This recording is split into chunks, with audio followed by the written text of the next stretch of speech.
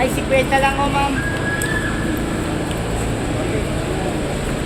Okay na yan natin, Pio.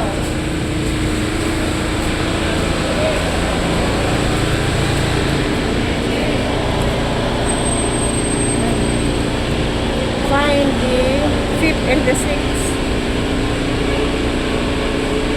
Find the 5th and the 6th. Ito, 5.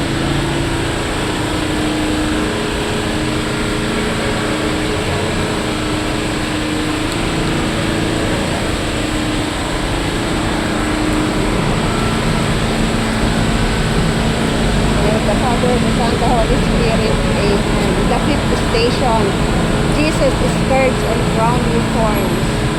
We adore you, O Christ, and we bless you because by your holy cross you have redeemed the world. Although he found no fault in him, Pilate had Jesus taken away his scourge.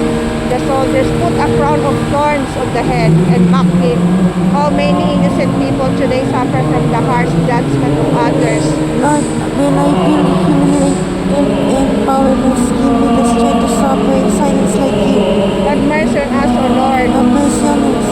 Our Father who art in heaven, hallowed be your name. Your kingdom come, your will be done on earth as it is in heaven. Give us this day our daily bread and forgive us our trespasses, as we forgive those who trespass against us. And lead us not into temptation, but deliver us from evil. Hail Mary, full of grace, the Lord is with you. Blessed are you among women, and blessed is the fruit of your womb.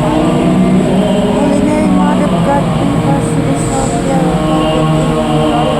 Glory to the Father, and to the Son, and to the Holy Spirit. As it was in the beginning, is now, and ever shall be, world without end. The 6th station.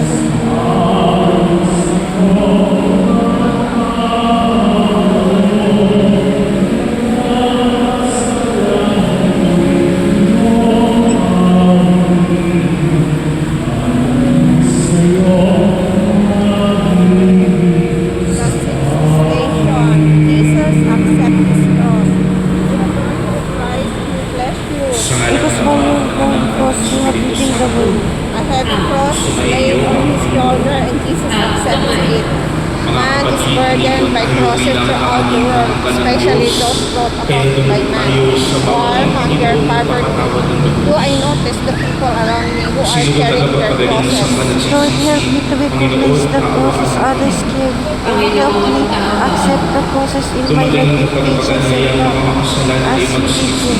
Have mercy on us, Lord. Have mercy on Our Father, who art in heaven, hallowed Nakaluklok ka sa kanan Diyos sa mga pamamagitan ng Panginoon, Give us this day our daily bread, and forgive us our trespasses, as we forgive those who kaawaan tayo ng trespass mga pangyayari ng Diyos na kawalan tayo sa ating mga kasalanan at patubahan tayo sa buhay na walang hanggan. Manalangin tayo. Holy Mary, Mother of Manaming God, mga pangyarihan ni Lord ng iyong anak at iyong mabayutan sa Diyos para sa amin lahat as it was in the upang ang beginning, is now, and paninigilan ever ng shall be, world without end. kalaban ay kanyang mabigyang wakas. Ipagkaloob ng amin nawang makamtan ang pagpapanang kaloob ng mulinang pagkabuhay bilang tagapamagitan kasama ng Espiritu Santo, magpas